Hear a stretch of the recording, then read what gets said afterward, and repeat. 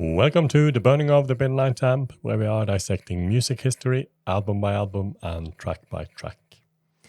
We are continuing with Sparks and their second album, A Woofer in Tweeder's Clothing, and we have come to the fifth track on the album, Moon Over Kentucky. We'll start by listening to the song, and we'll discuss it afterwards.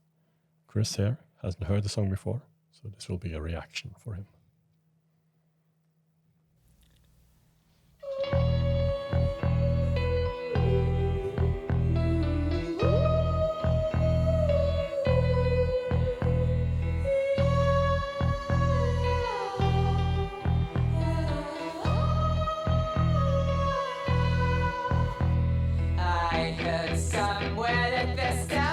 Trampling upon you. Your calm face remains impassive, though I know it hurts you. Moon over Kentucky, take me with you. Full moon over Kentucky, live this moving and seek some new rendezvous.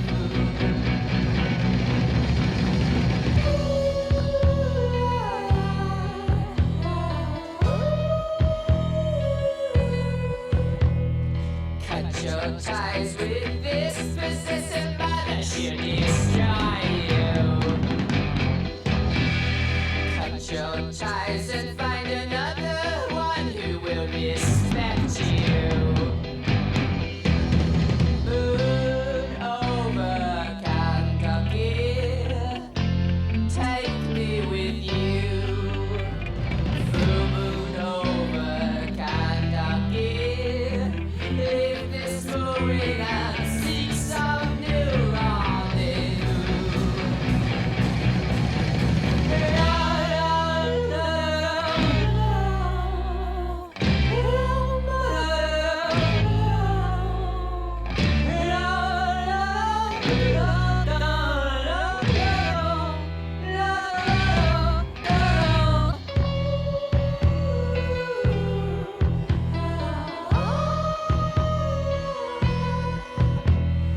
You've been waiting for your first encounter, what a letdown.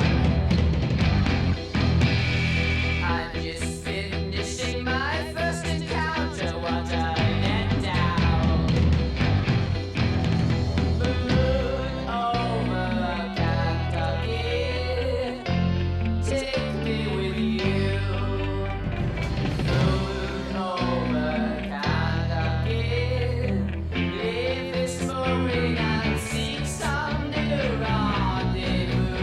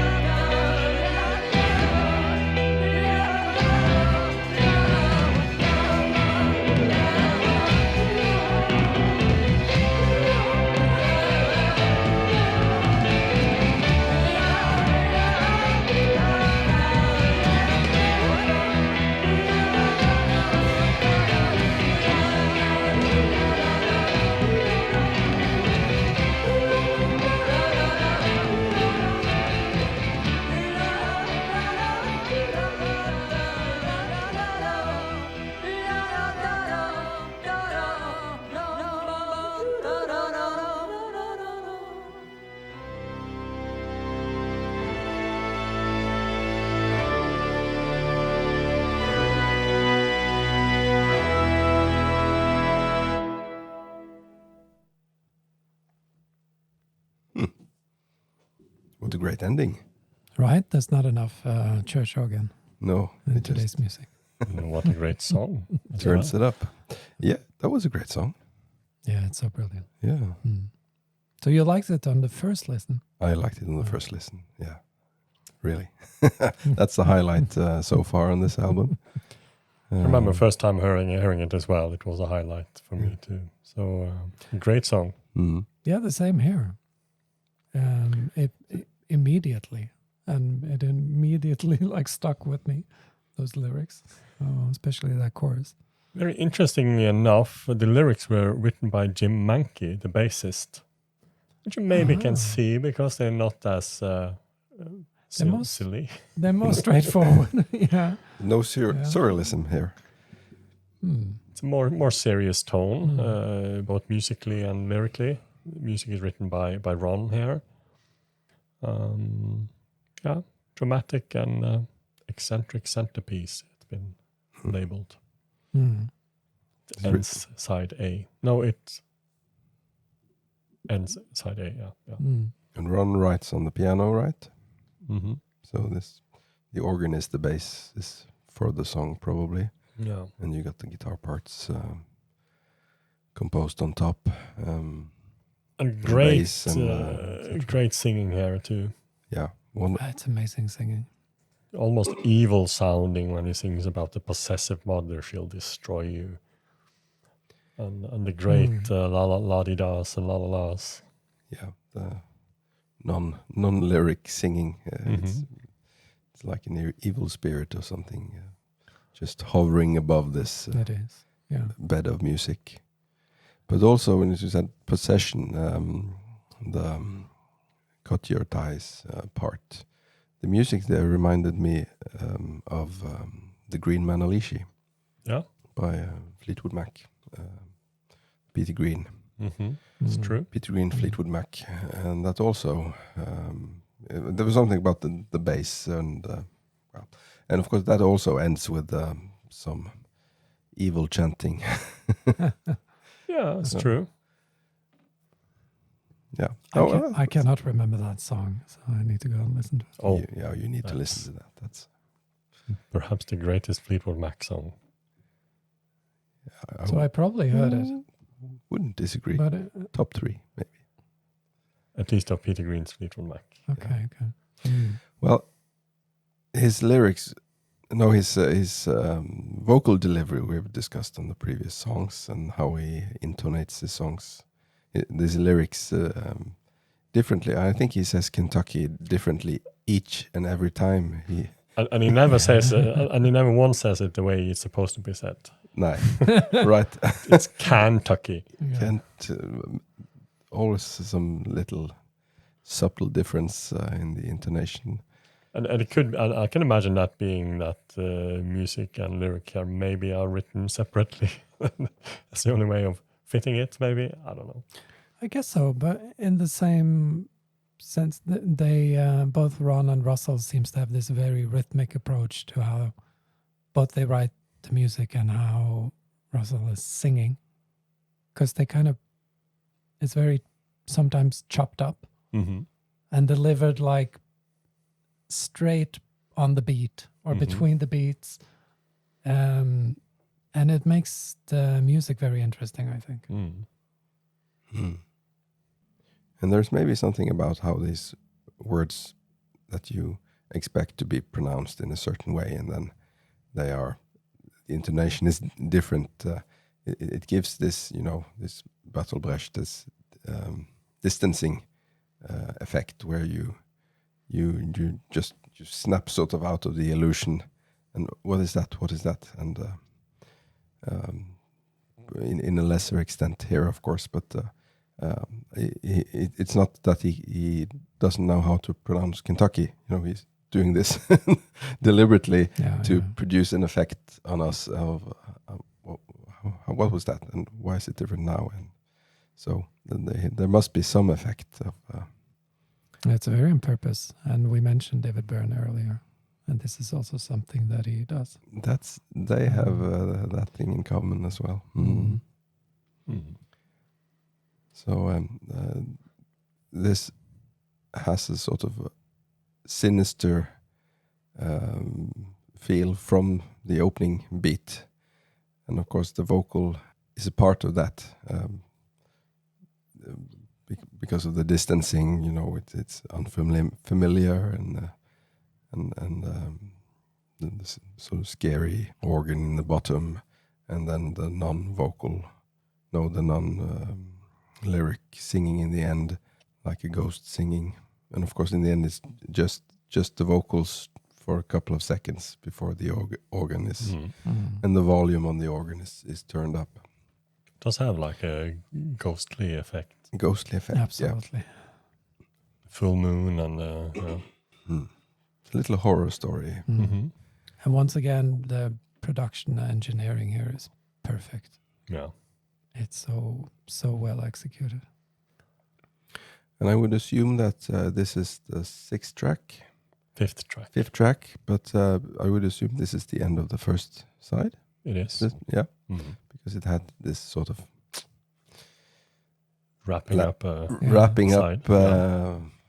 Finale feel to it. So they succeeded in that. Definitely. Great song. One interesting fun fact, the photographer of the record sleeve on this song was playing the cymbals on this. All right. Just happened to be in the room. Might as well give him something to do. Yeah. Luckily, he didn't get any cowbell. Yeah. You can never have enough cowbell. No. More cymbals. The two brothers, Ron and Russell, they both commented on this song in the reissue of this album. Ron said that I wrote the intro theme after seeing Death in Venice the previous day, which proves nothing at all. And Russell said, the echo on the voice of this one more than compensates for the shallow lyrical content. Okay, so they were not entirely happy with that. Making fun of Jim Mankey. I guess so. Yeah. It's also one of the few songs on these early records that were covered, apart from on tribute albums and things like that. Morrissey played it live several times, different tours, starting from 2006 at least. So he's done this quite a bit. And person I think you might know, Paul, Mark Burgess from the Chameleons. Yeah, one of my favorite bands. Mm-hmm. Had no idea he made the cover of this. Together with Ives Altana, B-side of Single Sin in 1995. So it's quite obscure, I guess. I listened to it yesterday, and it wasn't a great cover. A little bit too heavy on the guitar. That you talked about, Chris, in the verses. Too much distorted guitar on that. Yeah, it's maybe a song for 1972 and not 1995. Could be. But did they sing Kentucky? Yeah, I think they sing it quite similar. I mean, you can't sing it any different way. No, it's impossible to sing those lines without singing Kentucky like that. So, yeah. Yeah, a great song. If this, it's one of my favorites on this album, I must say. And the ending is great, but I still feel that it would have been even greater if they had more power, even more rhythm, maybe for at least a short section there at the end, sort of exploding even more into lifting it even a further step. I see what you mean. I missed that sort of, come on, no, and then it ended with the organ. But then again, that is maybe the feeling that Sparks sometimes would like to give you. Could very well be. You just want to have. They're the sparks, they're not the explosion. Yeah. Yeah. They leave something to desire. Exactly. Maybe that's the whole purpose. And what do you think about the song? Leave a comment below in the comment section. We'll be back in a couple more days with the first track on, side B on this album, Do-Re-Mi. The Do-Re-Mi from Sound of Music. A cover version. We have a podcast where we are discussing this album and many other albums. We also have a Patreon where we are, when you can get early access to all the songs on this album and future albums that we do, and where we have joined both the podcast and every video that we have here on YouTube. So if you'd like to support us, you can head over there. So we'll see you in a couple more days, and you must all have a great day. Goodbye. Go and spell. Nope. Go and spell.